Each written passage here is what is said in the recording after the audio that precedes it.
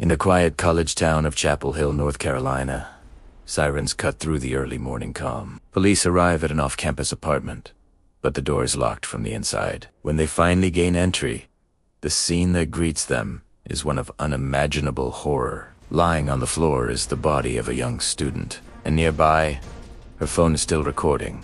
Faith Hedgepeth was just 19 years old, a brilliant and beloved member of the Haliwasaboni tribe, with a future as bright as her smile. A sophomore at the prestigious University of North Carolina at Chapel Hill, she dreamt of becoming a pediatrician or a teacher, driven by a deep desire to help her community. Friends described her as a beacon of light, someone whose laughter was infectious and whose spirit was unbreakable. She was more than just a student.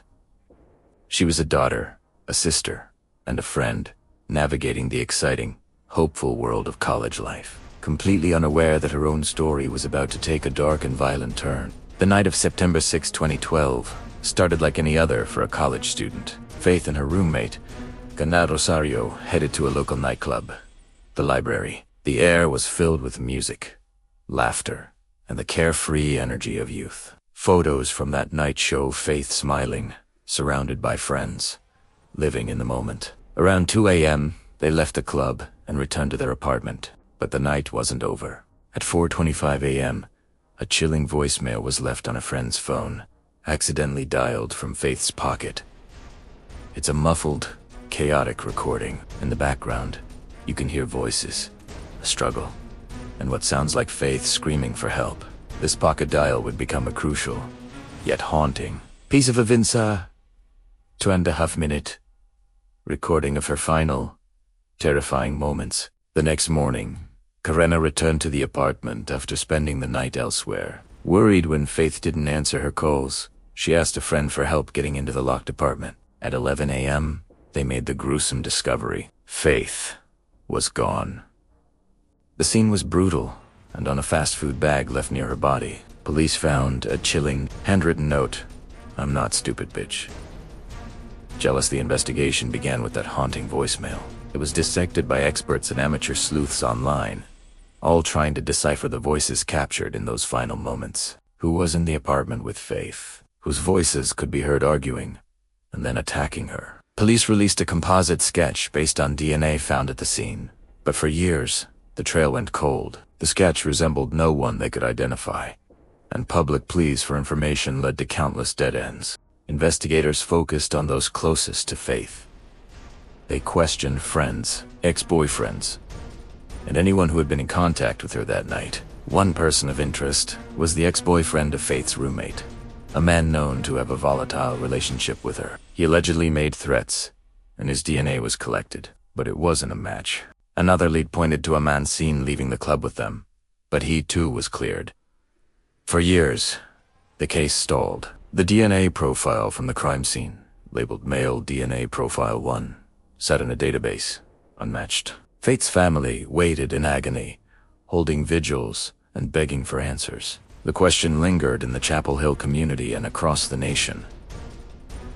Who killed Faith Hedgepeth? Then, nearly a decade after her death, a breakthrough came from an unexpected place. In 2021, investigators, armed with new advancements in forensic genealogy, re-examined the DNA evidence. They ran the profile through public genealogy databases, a technique that has solved numerous cold cases by linking crime scene DNA to a suspect's family members. This time, they got a hit. The trail led them not to a stranger, but to someone who had been hiding in plain sight all along. The DNA match pointed directly to Miguel Enrique Salgado Olivares. He was no stranger to Faith.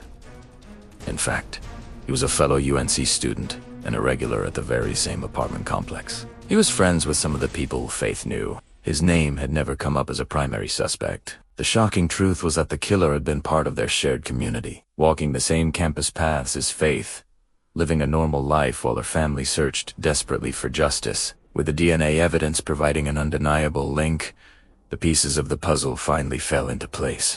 Investigators believe Salguero Olivares went to the apartment with Faith and her roommate after the club, and later returned alone after the roommate had left. The motive remained shrouded in mystery, but the evidence was overwhelming. In September 2021, 9 years after Faith's life was tragically cut short, Miguel Salguero Olivares was arrested and charged with her murder.